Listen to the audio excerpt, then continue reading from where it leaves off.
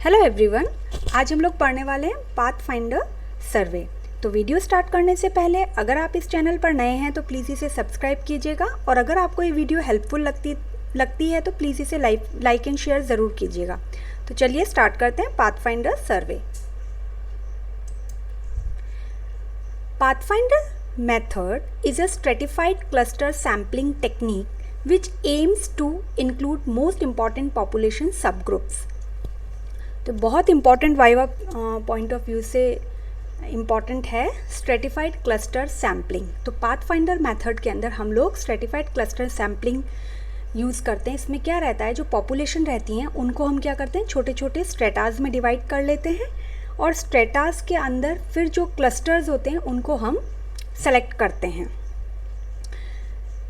It also proposes appropriate number of subjects। तो जो हमारे सब्जेक्ट्स रहते हैं वो 25 to 50 नंबर्स में रहते हैं with specific age groups 5 years, 12 years, 15 years, 35 to 44 years, 55 to 74 years। तो ये जो एज ग्रुप जो हैं ये बहुत इंपॉर्टेंट है क्योंकि हर एज ग्रुप का एक सिग्निफिकेंस रहता है जो कि हम आने वाली स्लाइड में देखेंगे। तो ये एज ग्रुप बहुत इंपॉर्टेंट है और वाइवा में पूछा जाता है, कई कॉम्पिटिटिव एग्जाम्स में भी इन एज ग्रुप्स के बारे में पूछा जाता है। स्ट्रेटिफाइड क्लस्टर सैम्पलिंग टेक्निक का पूछा जाता है जो कि पाथफाइंडर सर्वे में हम यूज़ करते हैं। नाउ पाथफाइंडर सर्वे 2 टाइप्स के हैं, पायलट सर्वे एंड नेशनल सर्वे।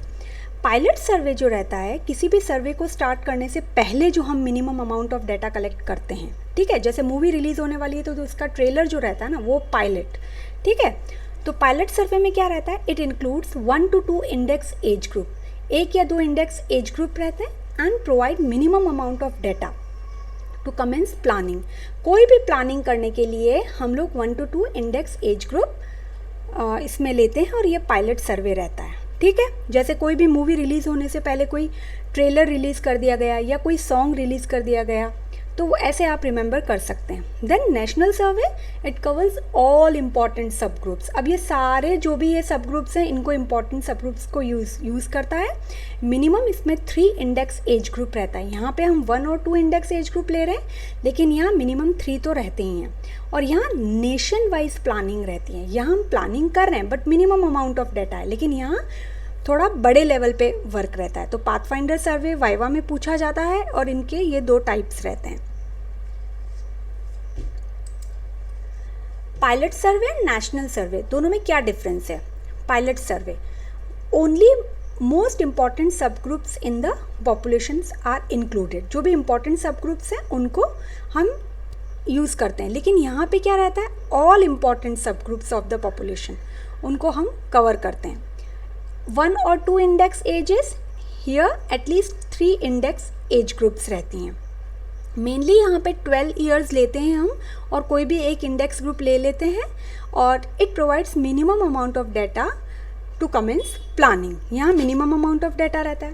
अब नेशनल सर्वे में क्या रहता है, suitable for collection of data for planning purpose and monitoring of health programmes in all countries regardless level of disease, availability of resource and complexity of care. अब यहाँ पे हम इतना डाटा कलेक्ट करते हैं कि हम उसको प्लान भी कर सकें, मॉनिटर भी कर सकें। जो हम हेल्थ प्रोग्राम्स सारे कंट्रीज़ में दे रहे हैं, क्या लेवल है डिजीज़ का, क्या रिसोर्सेज अवेलेबल हैं, क्या हम लोग कॉम्प्लेक्सिटी केयर की उनको दे रहे हैं, प्राइमरी सेकेंडरी और टर्शियरी लेवल पे दे रहे हैं। तो ये सारी चीज़ें जो रहती हैं वो नेशनल सर्वे में रहती हैं।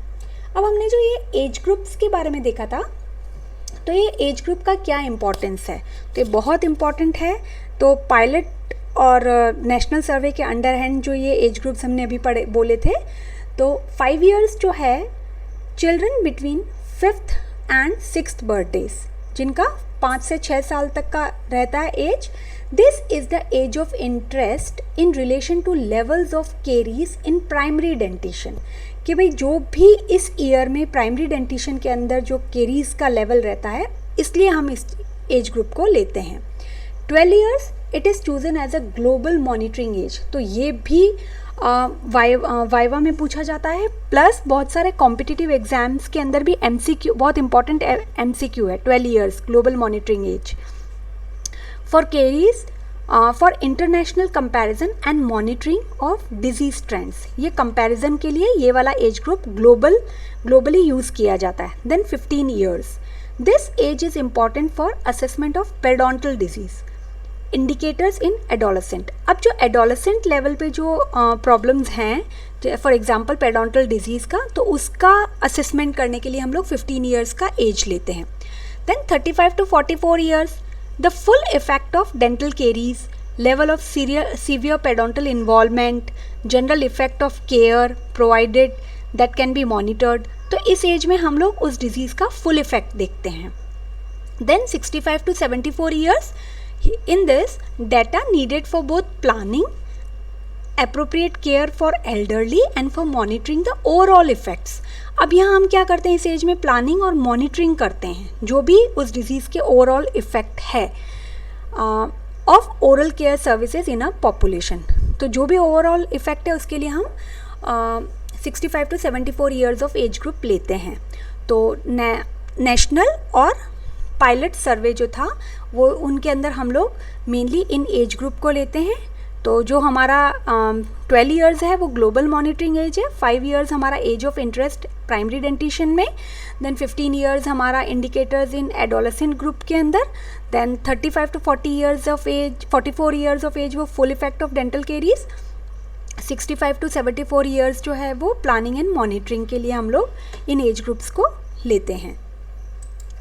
देन एक छोटा सा हम लोग ये टेबल और अंडरस्टैंड कर लेते हैं।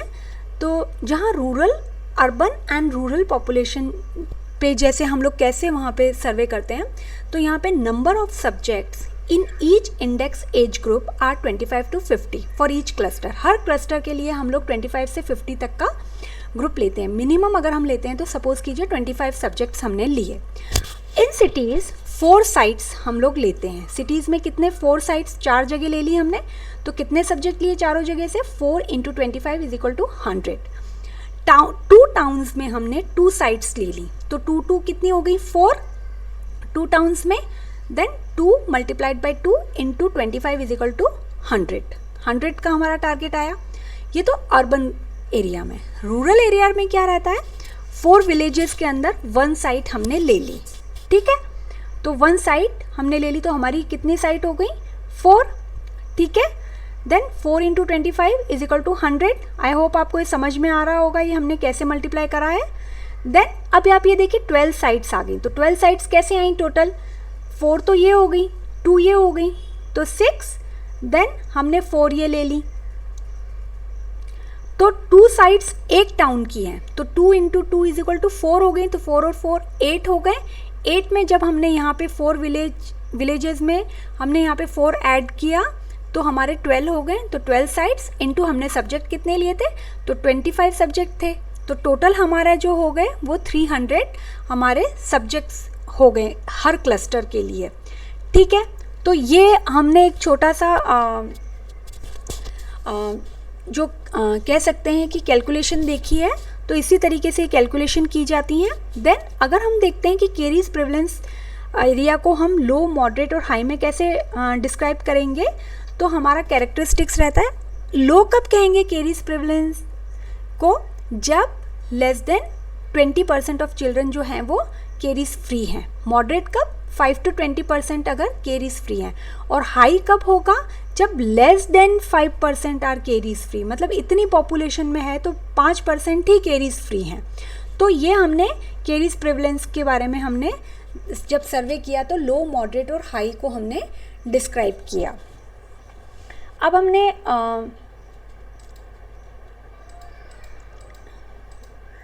पाथफाइंडर सर्वे में हमने देख लिया स्ट्रेटिफाइड क्लस्टर सैम्पलिंग इम्पॉर्टेंट है। जो टेक्निक, हमारे जो सब्जेक्ट हैं 25 to 50 रहेंगे, इंडेक्स एज ग्रुप हमारा ये इतने रहेगा।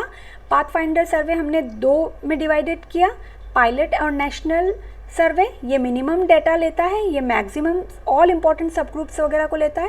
इसमें 1 to 2 इंडेक्स एज ग्रुप है, इसमें 3 इंडेक्स एज ग्रुप रहते हैं। और ये पायलट और नेशनल सर्वे का ये डिफरेंस है। देन ये हमारे जो इंडेक्स एज ग्रुप हैं 5, 12, 15, 35, 44, 35 to 44 एंड 65 to 74।